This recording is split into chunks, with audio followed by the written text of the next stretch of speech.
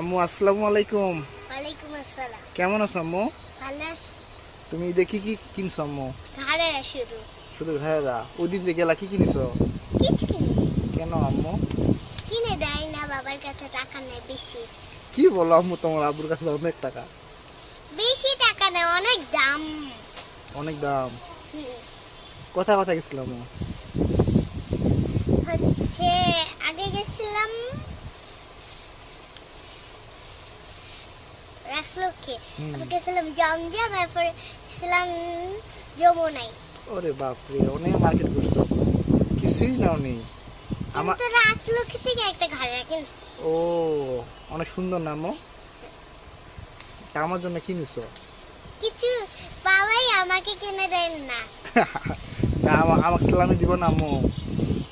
আমার কাছে তো টাকাই নাই। টাকা আছে তোমার কাছে? নাই নাই আছে আছে আছে নাই নাই আছে। ব্যাগে দেখো আর নাই। তা আমার জন্য কি দিবা? তো ঈদে তো এখানে থাকবো, তো কি দিবা আমাকে?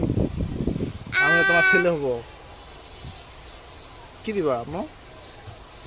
আমি তো ঈদের দিন হচ্ছে হচ্ছে খাবার খেয়ে যাবো গা ঘুরতে। তা আমার জন্য কিছু দিব না? না না না না না। এটা কি হয় আম্মু? তুমি আমার দুষ্টু আম্মু, একটা খুব দুষ্ট।